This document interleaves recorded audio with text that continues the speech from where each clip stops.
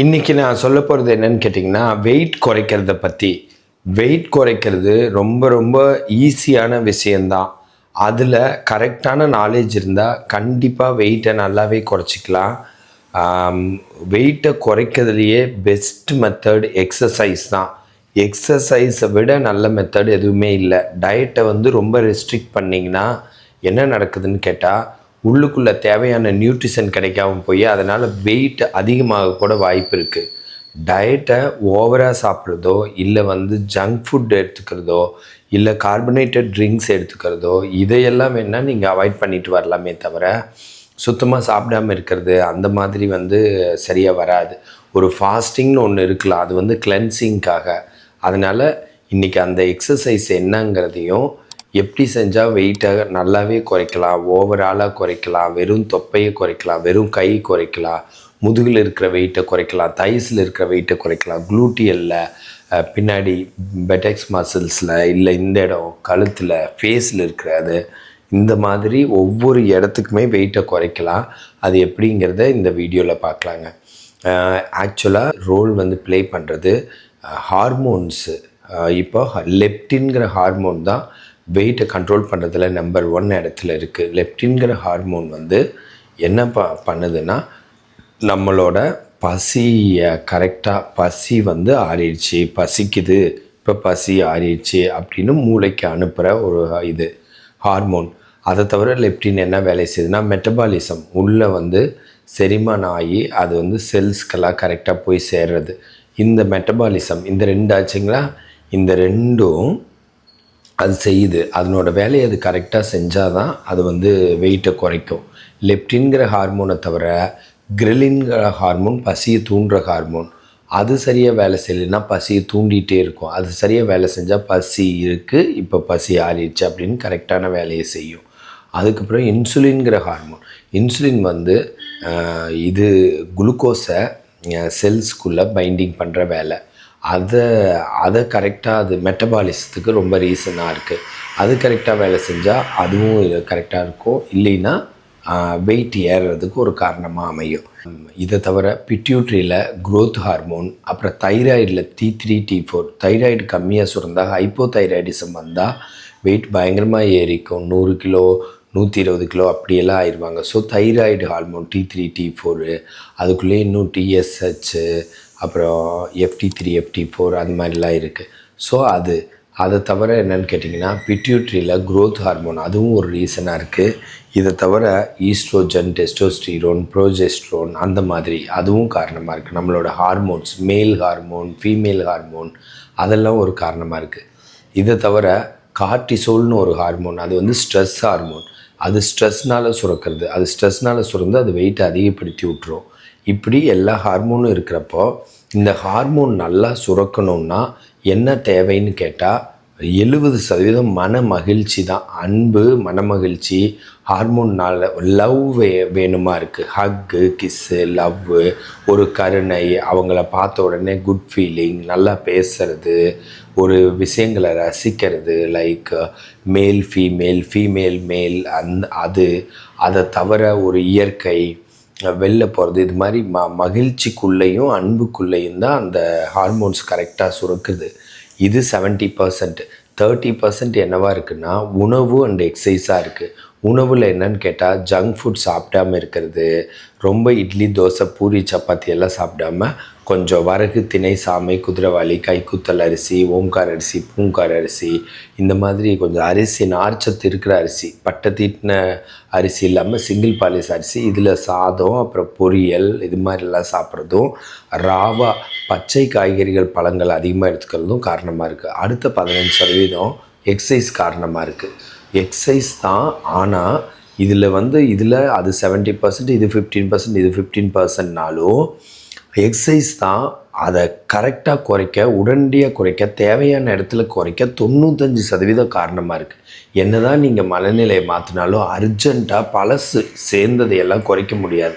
என்ன தான் டயட்டை கண்ட்ரோல் பண்ணாலும் அர்ஜெண்ட்டாலாம் குறைக்க முடியாது. எக்ஸசைஸ் தான் அர்ஜெண்ட்டாக குறைக்கவும், அந்த பழசு எல்லாம் கொஞ்சம் கரைச்சி கரெக்டாக நீங்கள் இருக்கவும் யூஸ்ஃபுல்லாக இருக்குது. ஸோ எக்ஸசைஸ் இந்த இடத்துல முன்னிலை வைக்குது. அப்புறம் மனநிலை எல்லாம் என்னென்னா, எதுக்காக நீங்கள் லைஃப் டைமும் எக்ஸசைஸ் பண்ணணும்? ஒரு 6 மாதம் பண்ணிவிட்டு நல்லா ஆக்கிட்டு அதுக்கப்புறம் எதுவுமே இல்லை, வாழ்க்கை முறையவே மாற்றிக்கணும். இதெல்லாம் லைஃப் ஸ்டைல் டிசீஸ், ஒபிசிட்டி. வாழ்க்கை முறையை மாற்றி நீங்கள் அதில் நிம்மதியாக இருந்துக்கலாம். சரி, எக்ஸசைஸுங்கிறப்போ என்னன்னு கேட்டால், எக்ஸசைஸில் நிறைய பேர் குறைய மாட்டேங்கிறீங்க, அதிகமெல்லாம் ஆகிறீங்க. ஏன்னு கேட்டால், நிறைய பேர்த்துக்கு தெரிஞ்சது என்னவாக இருக்குது, உடனே ஜிம்முக்கு போகிறது, யோகாவுக்கு போகிறது, வாக்கிங் போகிறது, ஜாகிங், ரன்னிங், ஸ்போர்ட்ஸில் ஷட்டில் விளையாடுறது, இதுவாக இருக்குது. அன்ஃபார்ச்சுனேட்லி இதில் நிறைய சைடு எஃபெக்ட்ஸ் இருக்குது. நீங்கள் வெயிட்டை குறைக்கணும்னு நினைக்கிறதே எல்லாருமே யங்கில் நினைக்கிறாங்களான்னா அது கொஞ்சம் ரேரு. எல்லாருமே ஒரு மிடில் ஏஜ், ஓல்டு ஏஜில் வெயிட்டை குறைக்கணும்னு நினைக்கிறாங்க. அப்படி இருக்கிறப்ப ஆல்ரெடி உங்களுக்கு ஒரு சர்வைக்கல் ஸ்பாண்டிலைட்டிஸோ, லம்பார் ஸ்பாண்டிலைட்டிஸோ, ஆஸ்டியோஆர்த்ரைட்டிஸோ, பிளான்டர் ஃபேசைட்டிஸோ அப்படின்னா கழுத்து வலி, இடுப்பு வலி, முழங்கால் வலி, குதிங்கால் வலி இப்படியெல்லாம் இருக்க வாய்ப்பு இருக்கா? இப்படியெல்லாம் இருக்கிறதுனால என்ன நடக்குதுன்னா, உங்களுக்கு ஏதோ ஒரு இடத்துல அது நடக்கிறது, இதெல்லாம் ஏரோபிக்ஸ் எக்ஸசைஸாக இருக்குது அண்டு வெயிட் பேரிங் எக்ஸசைஸாக இருக்குது. இது இப்போ ஹார்ட் பேஷண்ட் ரொம்ப ஓடுனாலாம் ரொம்ப ரொம்ப கெட்டது, ரொம்ப தூரம் நடந்தாலே அவ்வளோக்கா நல்லதில்லை. ஸோ அதனால் அவங்க எக்ஸசைஸ் பண்ண முடியாமல் போயிடுது. அதே மாதிரி நிறைய பேர்த்துக்கு முழங்கால் வலி இருந்தால் அவங்க ரொம்ப தூரம் நடக்கிறது கெட்டதாக இருக்குது, குதிங்கால் வலி இருந்தால். ஸோ இது மாதிரி இன்னும் எக்ஸர்சன் ஆகக்கூடாதுங்கிற மாதிரி. அதே மாதிரியே ரொம்ப விகரஸாக எக்ஸசைஸ் பண்ணுறப்போ ஸ்ட்ரெஸ் ஹார்மோன் ரிலீஸ் ஆகுது, கார்டிசோல் வெயிட்டை ஏற்ற தான் செய்யும். ஒரு ஹாப்பி ஹார்மோன்ஸ் ரிலீஸ் ஆகிறதில்ல. அதனால் ஏரோபிக்ஸும் வெயிட் பேரிங் எக்ஸசைஸும் பண்ணுறீங்க, டான்ஸ் ஆடுறீங்க, இது மாதிரி வெயிட் பேரிங்கு ஏரோபிக்ஸும் பண்ணுறீங்க. இது நான் டோட்டல் வேஸ்ட்டுன்னு சொல்ல வரல. கண்டிப்பாக சைடு எஃபெக்ட்ஸ் நிறையா இருக்கிறதுனால செய்ய முடியாமையோ, வெயிட் குறையாமையோ, வெயிட் அதிகமாக ஆகிடுது. ஆனால் எந்த சைடு எஃபெக்ட்டும் இல்லாமல் யார் வேணாலும் செய்யலாம். வெரி வெரி சேஃபு, பயங்கரமான சூப்பரான ரிசல்ட் இருக்கிறது நான் ஏரோபிக்ஸ், நான் வெயிட் பேரிங் எக்ஸசைஸ். அப்படின்னா வெயிட் பேரிங் கிடையாது, காலை ஊனி செய்கிற எக்ஸசைஸ் கிடையாது, அதே மாதிரி ஏரோபிக்ஸ் கிடையாது. இங்கே ஒரு எக்ஸர்சன் கிடையாது, அதாவது இதயத்தில் அவுட்புட், கார்டியாக் அவுட்புட் அதிகமாக இருக்கிற எக்ஸசைஸ் கிடையாது. ஓடுறது, நிற்கிறது, நடக்கிறது மாதிரியே கிடையாது. எல்லாமே ஒன்றும் உட்கார்ந்து செய்கிறது, இல்லை படுத்துட்டு செய்கிற எக்ஸசைஸ், மல்லாந்து படுத்து, ரைட்டில் படுத்து, லெஃப்டில் படுத்து, குப்புறப்படுத்து செய்கிற எக்ஸசைஸாக இருக்குது. ஸோ என்ன சொல்ல வரேன்னா, இந்த மாதிரி நான் ஏரோபிக்ஸ், நான் வெயிட் பேரிங் எக்ஸசைசஸ், அதுக்கு பேர் மேட் எக்ஸசைஸ், ஃப்ளோர் எக்ஸசைஸ்ன்னு சொல்லலாம். தலையிலேருந்து பாதம் வரைக்கும் ஈச் அண்ட் எவ்ரி மசிலுக்கு சொல்லி கொடுத்து வெயிட்டை குறைக்கிறோம். நானும் என்னோடய டீம் ஃபிசியோதெரபிஸ்ட்டும் அந்த எக்ஸசைஸை தெரிஞ்சுக்கிட்டு அதில் டேக் ஹோம் எக்ஸசைஸ் 2 hours கிடைக்கும். அதுதான் உங்களுக்கு ரொம்ப பிரயோஜனமாக இருக்கும். அந்த எக்ஸசைஸை உங்களுக்கு வரிசைப்படுத்தணுன்னா ஃபேஷியல் எக்ஸசைஸ் அதில் வரும், உடம்புல நெக் எக்ஸசைஸ் வரும், பேக் எக்ஸசைஸ் வரும், ஃப்ரண்ட்டில் pectoral, chest, breast exercise, abdominal, அப்புறம் தைஸ்க்கான எக்ஸசைஸ், காலுக்கான எக்ஸசைஸ் எல்லாமே அதில் வந்துடும். ஒரு மசில் கூட விட்டு வைக்காது. அதை தவிர ப்ரீத்திங் எக்ஸசைஸ் வந்துடும், நம்மளோட வேஸ்ட் ப்ராடக்ட்ஸ் எல்லாம் வெளியில் போக. இது என்ன பண்ணுதுன்னா வெயிட்டை குறைக்கிறது, சேம் டைம் உடம்புல 100 டிசீஸ் ஆச்சு சரியாகும். டிசீஸ் இருந்தாலோ, டிசீஸ் வர்ற மாதிரி இருந்தாலோ இது சரியாகும். ட்ரைக்ளிசரைட்ஸை குறைக்கும், லிப்பிட் ப்ரொஃபைலை கரெக்டாக வச்சுருக்கும், பேங்க்ரியாஸோட ஹெல்த்தை வச்சுருக்கும், இன்சுலின் நார்மலாக இருக்க வைக்கும், கட் ஹெல்த் நல்லாயிருக்கும், டைஜஷன் நல்லாயிருக்கும், பெல்விக் ஃப்ளோர் ஸ்ட்ரென்த்னிங் இருக்கிறதுனால யூரின் பிளாடர் இருக்க நல்லாயிருக்கும், செரிமானம் நல்லாயிருக்கும். அதை தவிர ஃபேஷியல் மசில்ஸ் எல்லாம் கரெக்டாக வேலை செய்யும். ஐ எக்ஸசைஸும் இதில் இன்க்ளூட் ஆகிருக்கு. அப்புறம் ப்ரீத்திங் எக்ஸசைஸ் பண்ணுறதுனால லங் ஹெல்த் நல்லாயிருக்கும். அதனால் உடம்புல இருக்க கெட்ட கழிவெல்லாம் வெளியில் போகும், ஃப்ரீ ரேடிக்கல்ஸ் குறையும், ஆன்டி ஏஜிங் நடக்கும், டயபெட்டிஸ் ரிவர்சல் நடக்கும், கண்டிப்பாக ஹைப்பர் டென்ஷன் ரிவர்சல்னால் சரியாகும். இது மாதிரி எல்லாமே சேர்ந்து நடக்கும் இதில். ஏன்னு உங்களுக்கு இன்னும் புரிகிற மாதிரி சொல்லணுன்னா, எல்லா மசிலுக்கும் சொல்கிறப்போ பிளட் சர்க்குலேஷன் ஓவராலாக ஒரு பார்ட் விடாமல் அதிகமாகுது. எல்லா மசிலுக்கும் சொல்கிறப்போ நர்வ்ஸ் எல்லாம் கரெக்டாக வேலை செய்யுது. எல்லா மசிலுக்கும் லிமிட்டாக ரிலாக்ஸாக சொல்கிறப்போ அது மசில் ஸ்பேசம் பெயின்லாம் இருந்தால் அது போயிடுது. எல்லா மசிலுக்கும் சொல்கிறப்ப எல்லா மசிலுமே ஸ்ட்ரென்தன் ஆகி அது டோன் ஆகுது. அது இல்லாமல் எப்போவுமே வெயிட்டை குறைக்கணுன்னா ஹை ரெசிஸ்டன்ஸ் லோ ரெப்பிட்டிஷன் ஆகாது. அப்படின்னா என்ன அர்த்தம்னா, பெருசாக ஒரு 10 கிலோ வச்சுக்கிட்டு இப்படி ஒரு 10 தடவை செய்கிறது, அதுக்கு பேர் லோ ரெப்பிட்டிஷன் ஹை ரெசிஸ்டன்ஸ்.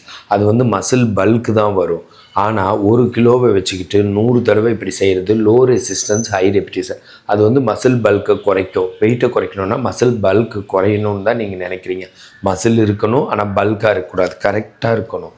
அந்த மாதிரி நடக்கும். அதனால் இதில் வந்து low resistance high repetition exercise, non aerobics exercise, non weight bearing exercise, strengthening exercise, free exercise, stretching exercise, அப்புறம் வந்து ப்ரீத்திங் எக்ஸசைஸ் இன்க்ளூடு, ஃபேஷியல் எல்லாமே இன்க்ளூடு.